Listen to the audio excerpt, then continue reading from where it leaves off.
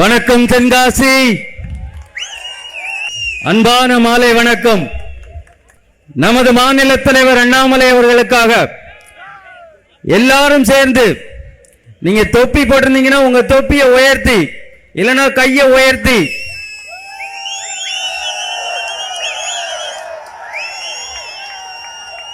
பாரத் மாதா கி, பாரத் மாதா கி, பாரத் மாதா கி, பாரத பிரதமர் நரேந்திர மோடி, பாரத பிரதமர் நரேந்திர மோடி, வருங்கால முதல்வர் அண்ணாமலை, 2026 முதல்வர் அண்ணாமலை.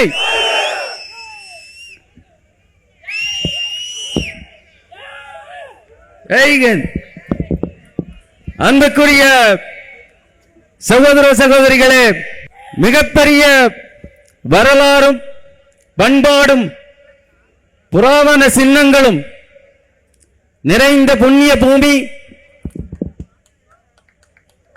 முன்பொரு காலத்தில் இந்த பூமியை சமப்படுத்துவதற்காக அந்த பரமேஸ்வரன் ஒருத்தரை இங்கே அனுப்பி வைத்தார் என்பது சொல்வார்கள் அகத்திய முனிவர்.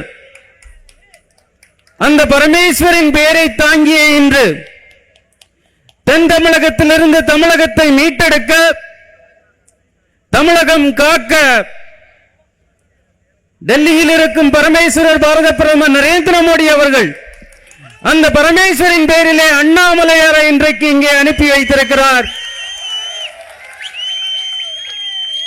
ஒரு முழக்கமிட, தீய சக்தியை வேறறுப்போம் என்ற முழக்கமிட, தமிழ்நாட்டிலே அனைவராலும் தீய சக்தி என்று சொன்னால் ஒரு சின்ன குழந்தை கூட சொல்லும் அது எந்த கட்சி என்று. எந்த கட்சி? சத்தமா சொல்லுங்க, எந்த கட்சி? அந்த திமுகவை கருவோடு வேறறுக்க இன்று மையம் கொண்டிருக்கிறது ஒரு புயல். தென்காசியில கடந்த 2 நாளா ரெட் அலர்ட் பண்ணாங்க. வந்திருக்கியா ரெட் அலர்ட்? நம்ம மாநில தலைவர் அண்ணாமலை அவர்கள். இந்த சத்தம் கேக்குதா? கேக்குதா? இந்த சத்தம் 2026 இங்கே காட்டியிருக்குமே இந்த கோட்டை, இந்த தலைமைச் செயலகத்தில் மேலே ஒரு கொடி பறக்கிறது. அந்த கொடிக்கு சொந்தக்காரராய் நமது மாநில தலைவர் அண்ணாமலை அவர்கள் அடுத்த வருடம்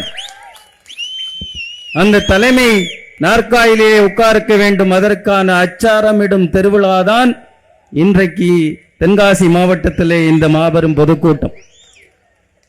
இது பொதுக்கூட்டம் அல்ல, இது பொதுக்கூட்டமா? பொதுக்கூட்டமா? யாரை பார்ப்பதற்காக? அந்த ஒற்றை மனிதன் அண்ணாமலை, ஒற்றை மனிதன் அண்ணாமலை, எனது ஆருயிர் தலைவன், திரிகூடம் எரித்த ஈசனின் பெயர் தாங்கிய அந்த கனல் போன்ற கர்ச்சிக்கும் சிங்கம்,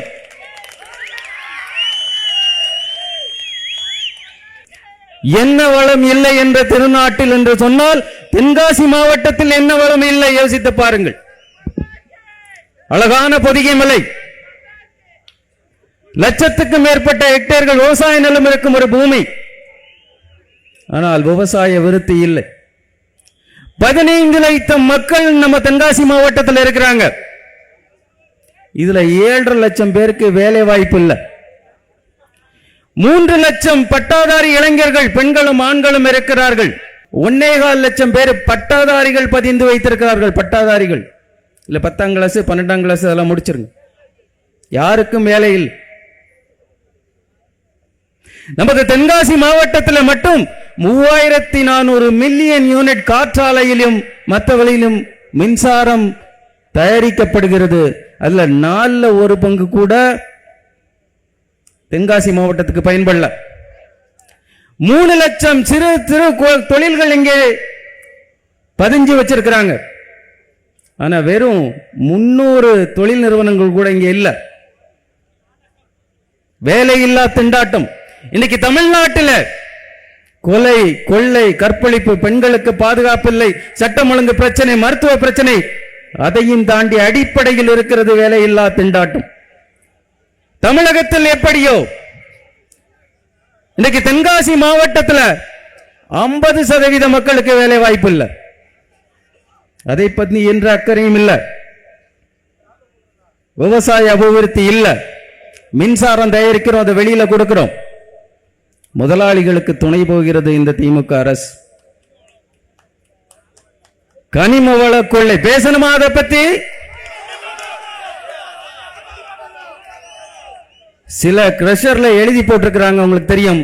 தமிழக மக்களுக்கு எங்களுக்கு பாஸ் இல்ல. நம்ம மாவட்டத்தில் இருக்க கிரஷர்ல இருந்து எடுக்கிற கனிம வளம் இந்த தமிழகத்துக்கும் தென்காசி மாவட்டத்துக்கும் கிடையாதான். கொட்டெழுத்துல வெளியில எழுதி போட்டிருக்கிறாங்க, தமிழகத்துக்கு பாஸ் இல்லை. ஏன் மண்ணு நம்ம மண்ணு, நம்ம சொத்து, நமக்கு இல்ல. தட்டி கேட்கணுமா? இதா எப்படி கேட்க போறோம்? 2026 தட்டி கேட்க போகிறோம். அந்த தட்டி கேட்பதற்காக வந்திருக்கிறார் ஒரு மனிதர், மாமனிதர், இளஞ்சிங்கம். அவரை நம்பி இன்றைக்கு கூடியிருக்கிறீர்கள், அவரை நம்பி இன்றைக்கு கூடியிருக்கிறீர்கள். நானும் என் போன்ற இளைஞர்களும் இன்றைக்கு ஒலிம்பிக்ல காமன்வெல்த்ல கோல்டு மெடல் வாங்கின சகோதரர் சதீஷ், சிவலிங்கம் போன்றவர்கள், என் போன்றவர்கள், இங்க பல டாக்டர்ஸ் இருக்கிறீங்க, பல என்ஜினியர்ஸ் இருக்கிறீங்க. நானும் அமெரிக்கால என்னோட தொழிலை விட்டு இங்க வந்திருக்கேன். ஈர்க்கப்பட்டது இரு மனிதர்களால். ஒன்று பாரத பிரதமர் நரேந்திர மோடி அவர்கள். அன்போடு இந்த வழக்கன்பு ஆரியிருக்கு, என்போடு இந்த தொடர்பு என்று திருவள்ளுவர் சொல்லியிருக்கிறாரே. குரலுக்கேற்ற செயலோடு இணைந்த அன்பு கொண்டு இந்தியாவை உலகளவில் உன்னதமாக முதல் இடத்தில் கொண்டு போயிருக்கும் அந்த பாரத பிரதமர் நரேந்திர மோடி அவர்களின் வழிதொட்டு அஞ்சாமை, ஈகை, அறிவூக்கம் இந்நான்கும் எஞ்சாமை வேந்தற்கு இயல்பு. அறிவு, ஊக்கம், சுயநலம் இல்லாத உழைக்கும் நம் உன்னத தலைவன்.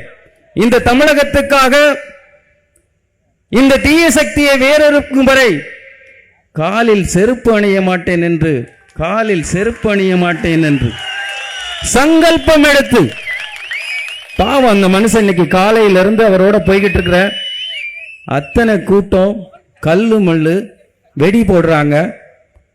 ஒரு சின்ன தயக்கமும் இல்லாமல் புன்னுருவலோடு கால் அவ்வளவு மிதி வாங்குறார். அவ்வளவு கஷ்டப்பட்டு இன்றைக்கு நம்மளோடு வருகிறார் என்றால் வேறொரு தலைவன் இன்றைக்கு தமிழகத்திலும் இந்தியாவிலும் பார்க்க முடியுமா? இவர மாதிரி பார்க்க முடியுமா? இவர மாதிரி அவர் தலைமையேற்று 2026 ஒரு பெருமுழக்கம் இடுவோம். நமக்கு வழிகாட்ட தென் தமிழகத்தின் காவலர், நமது அன்போடு அழைக்கும் நமது பாசமிகு பண்ணையார் அவர்கள் இன்றைக்கு இங்கே வந்திருக்கிறார்கள். அவரோடு சேர்ந்து நமது பக்கத்து மாவட்டங்களில் இருந்து, விருதுநகர் மேற்கு மாவட்டத்திலிருந்து அன்பண்ணன் ராஜா என்ற சரவணத்துறை,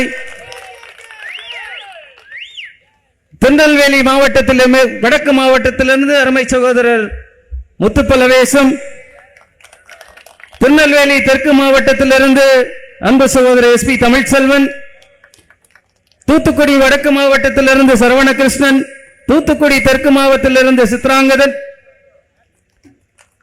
தூத்துக்குடி தெற்கு மாவட்ட பார்வையாளர் நீலமுரளி யாதவ், நமது மாவட்டத்தின் முன்னாள் பொதுச் செயலாளர்கள், அத்தனை ஆற்றல் மிகு மண்டல் தலைவர்கள், செயல் வீரர்கள், அதை தாண்டி உங்கள் அனைவரையும் இங்க வருக வேண்டும். உங்களை கண்டதில், உங்களை வரவேற்பதில் இதைவிட ஆனந்தம் பேரானந்தம் வேறென்ன வேண்டும்? அன்பிற்குரியவர்களே, நான் எனது உரையை இங்கே சுருக்கமாக முடிக்க விரும்புகிறேன். ஆனால் உங்களைப் போலவே இங்கே இருக்கும் உங்களில் ஒருவனாக எனது பாசமிகு தலைவன், எனது அன்புக்குரிய தலைவன் அண்ணாமலை அவர்களின் பேச்சை கேட்க வேண்டும் என்பதற்காக நானும் எனது உரையை சிறிதாக முடிக்க வேண்டும் நினைக்கிறேன். அதற்கு முன்னால் உங்கள் சார்பாக ஒரு சங்கல்பம், உங்கள் சார்பாக அவருக்கு ஒரு வேண்டுகோளை நான் விடுக்க விரும்புகிறேன். உங்கள் சார்பாக ஒரு சங்கல்பம், உறுதிமொழி எடுப்பது என்னவென்றால், 2026 தென்காசி மாவட்டத்தில் இருக்க 5 சட்டமன்ற தொகுதியையும் இந்த காவிப்படை வென்றே தீரும். வெல்வோமா?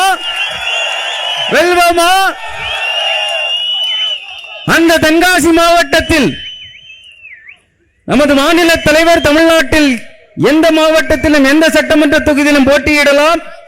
ஆனால் உங்கள் சார்பாக மாநில தலைவருக்கு நான் வைக்கும் வேண்டுகோள், தென்காசி மாவட்டத்தில் இருந்தவர் 2026 போட்டியிட வேண்டும். போட்டியிடணுமா? 2026 தென்காசி மாவட்டத்தில் இருந்து நமது மாநில தலைவர் போட்டியிடணுமா?